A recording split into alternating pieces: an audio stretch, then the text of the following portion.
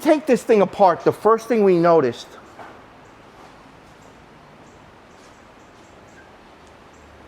you got no la valvola. La valvola, basura, okay? No good. It's shit, okay?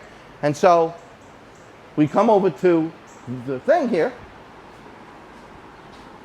the engine.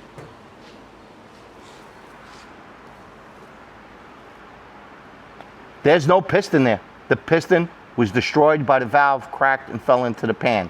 Now I know Ford made some 6-cylinder cars, and I know Ford made some 8-cylinder cars, but for sure they never made any 7-cylinder cars. So, you know, this is the kind of thing that happens from bad insulation. You're like, well, Vin, you know, the valve dropped, like Garrick said, he's like, yeah, it's got a hole in one. I thought it was great. I'm like, yeah, that guy definitely got a hole in one, that's for sure. And, you know, you say, well, Vinny, you know, it's an old motor, you know, it could have dropped the valve, blah, blah, blah. And I'm like, yeah, all of that's true, except for one problem. You see that MSD box? Yeah, that MSD box. Nice box, nothing wrong with it. It's doing its job, okay? But that box is a 6A. That's what it is, 6A. You know what it should have in here? A 6AL. And you know what the L stands for? Limiter. Limiter.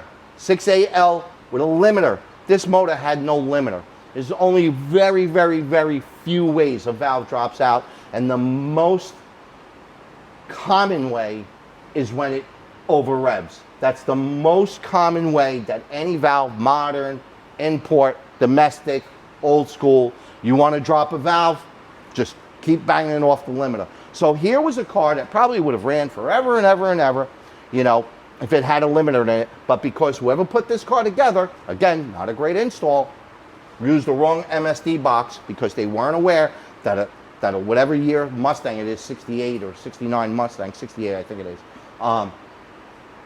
won't have a limiter in it if you put an MSD box in it. It's just not going to have one.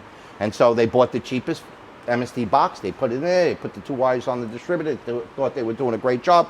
And, you know, a couple of months later, somebody gets stuck in second gear or they're beating on the car a little bit, and boom, because the car has no limiter, over revs, drops the valve, destroys the piston, and you're done.